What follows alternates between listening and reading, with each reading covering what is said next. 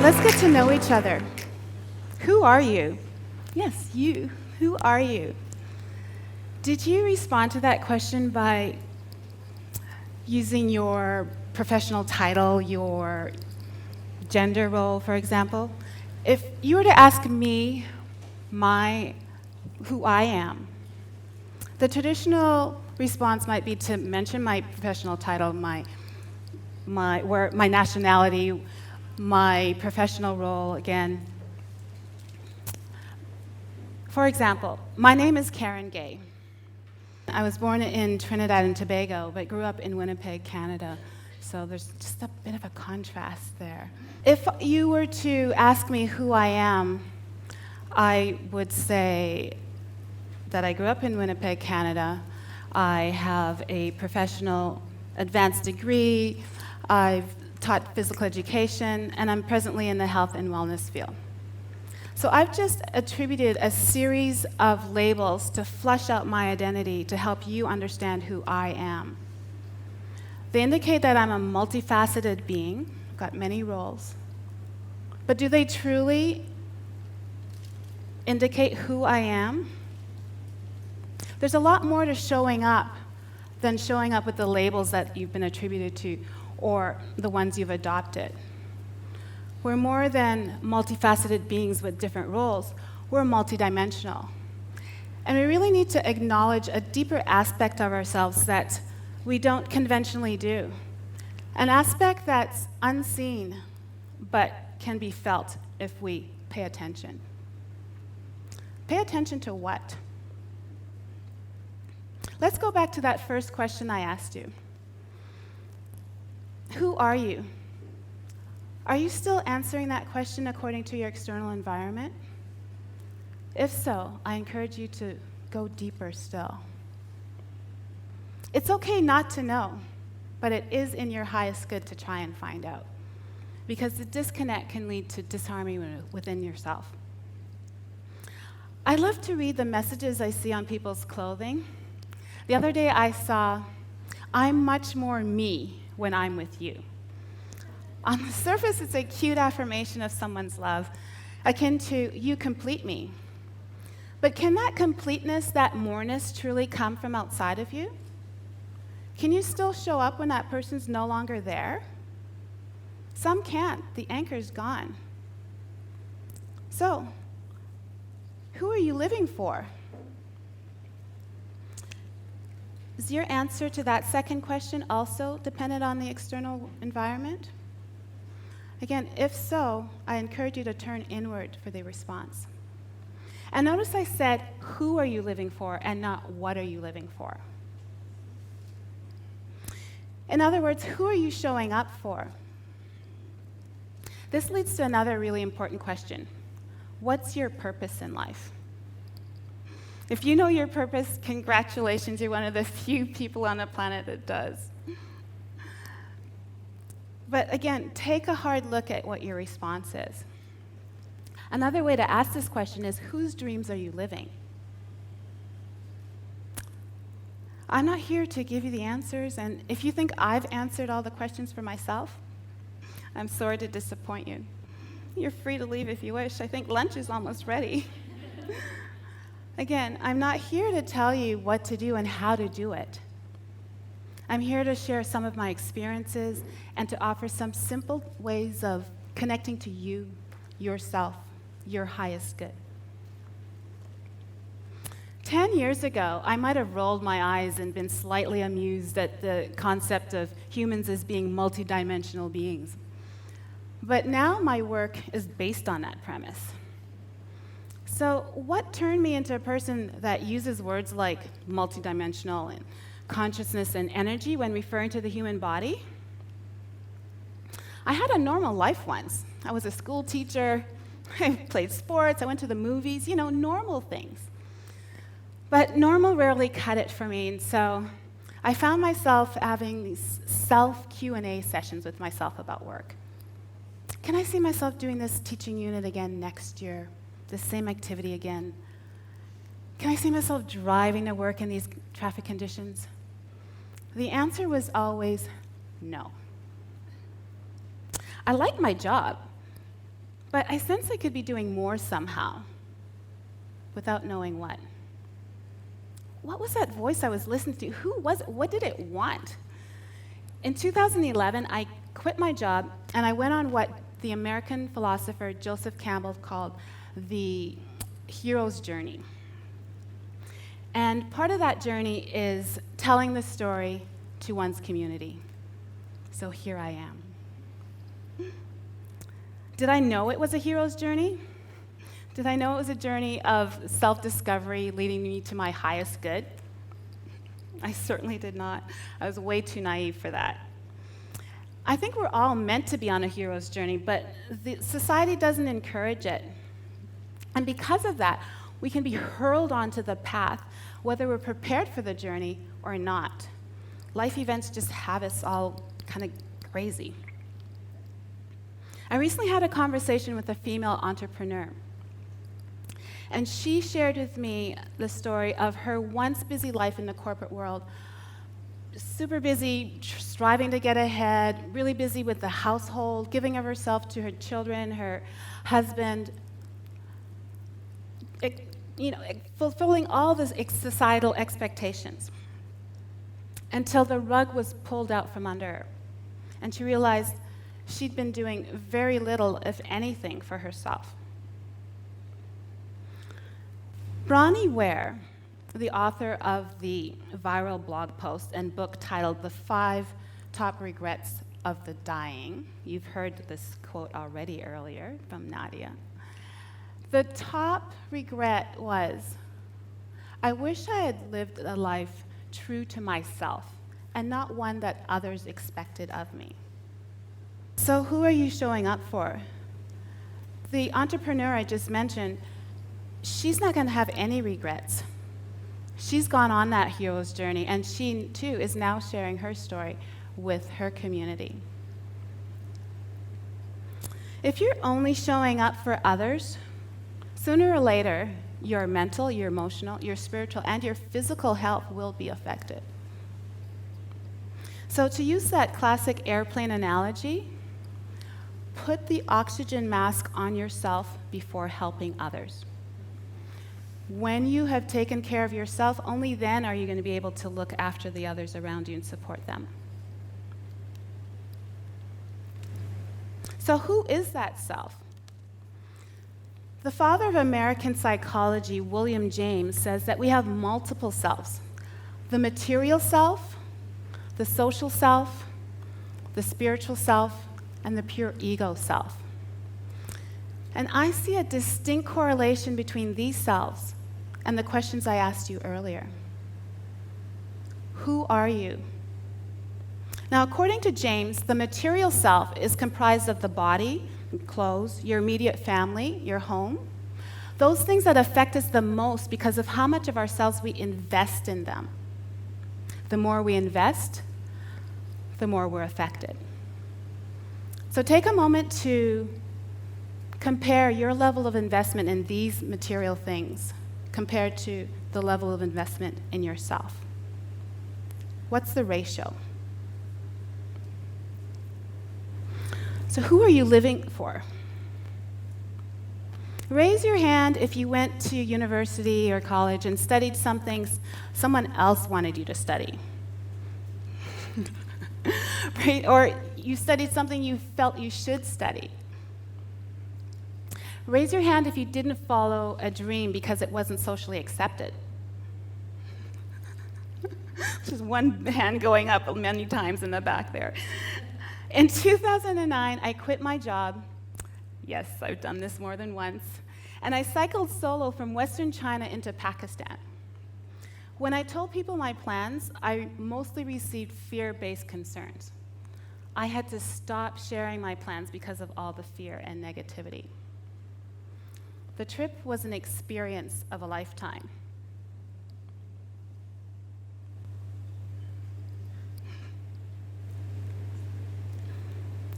According to James, the social self is based on our interactions with society and our reactions of others.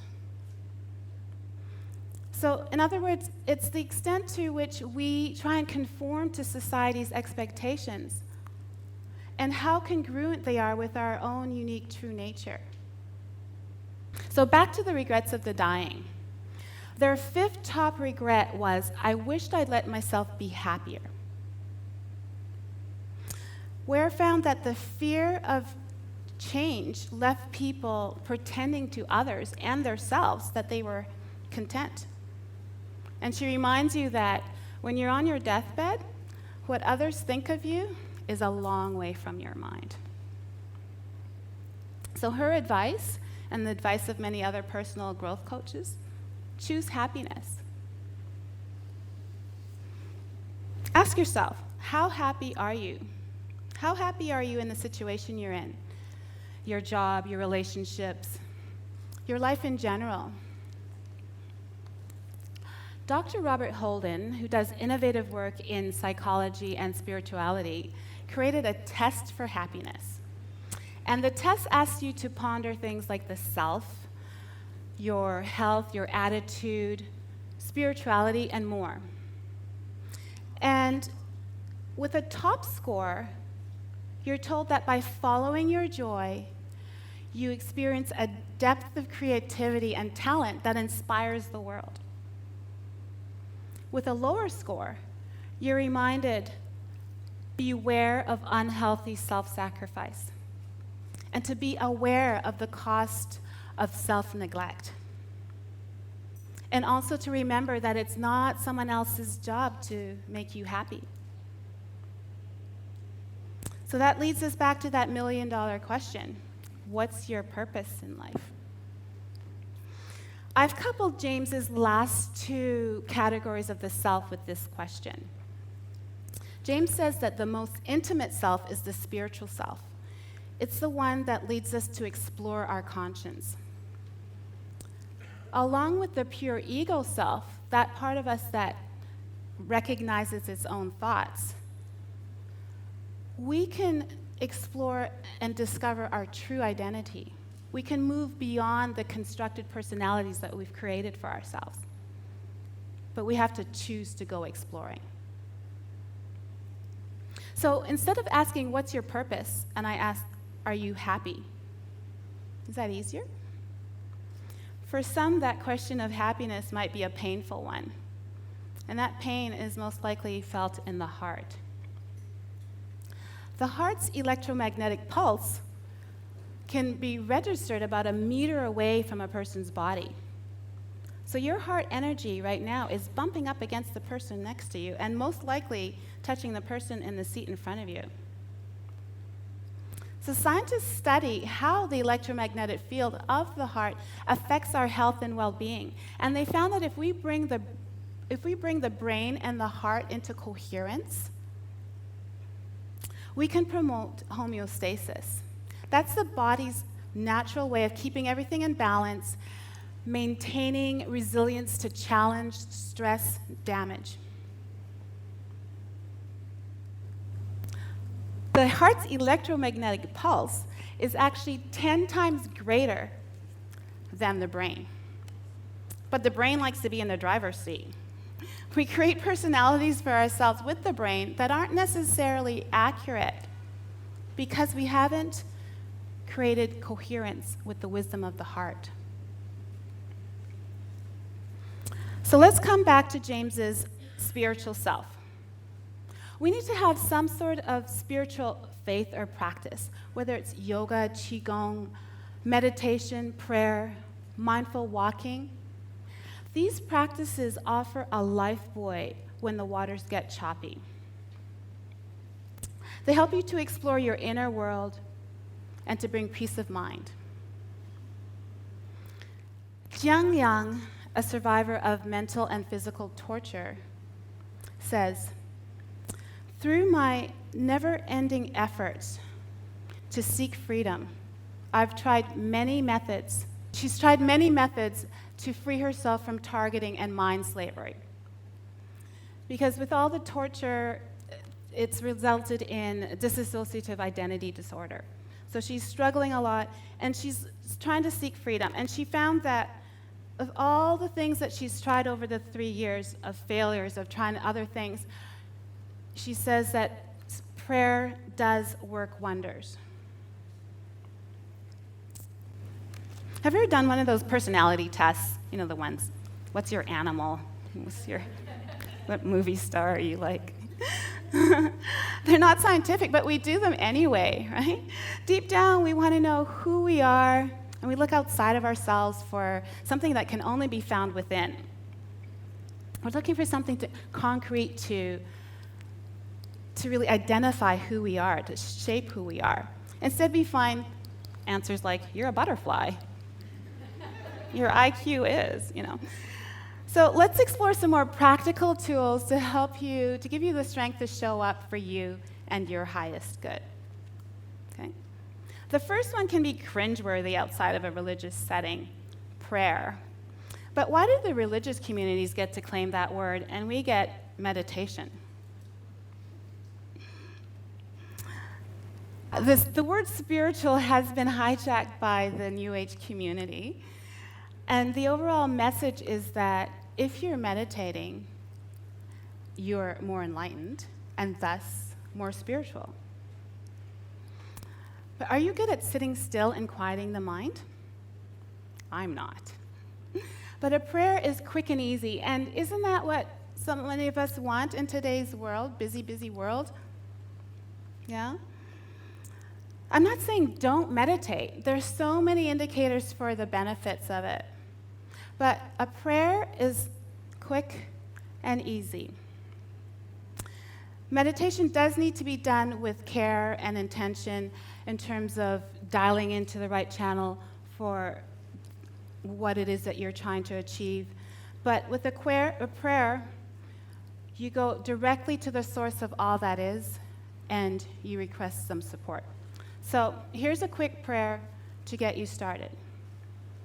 Source Creator, be my partner in life each and every day to keep me focused on love, receiving and giving, both to myself and to all those around me. No religious affiliation, it's just a simple request for support. Admittedly, the prayer might trigger some discomfort. It's okay. I'm still working with the whole prayer concept myself. The second tool is journaling. Write your thoughts down on a piece of paper, old school, pen, a pencil. Yeah? It's an exercise in introspection, an opportunity to get to know yourself. It's a conversation you have with yourself. It allows you to step forward. Use images if you wish. That's more appealing.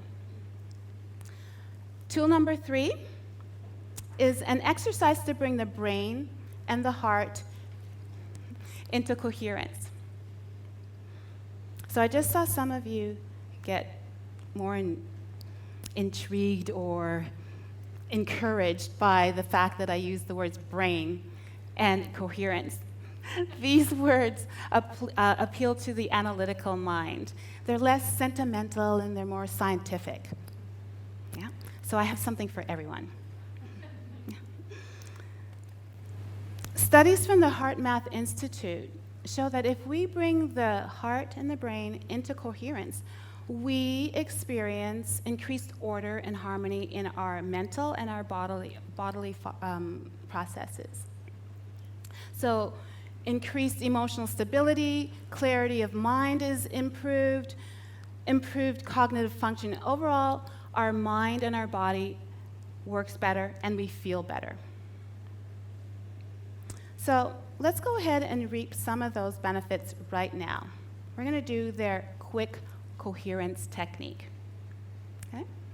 So what I'd like to do is we'll start off with heart-focused breathing. So bring your attention to your heart area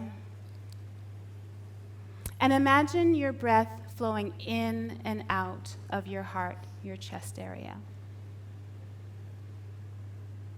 Breathe a little deeper and a little slower than usual.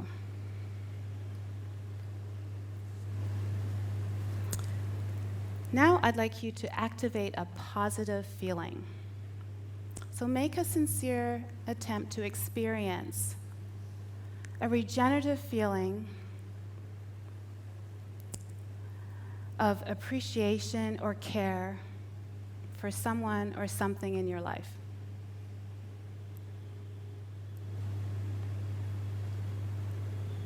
That's it.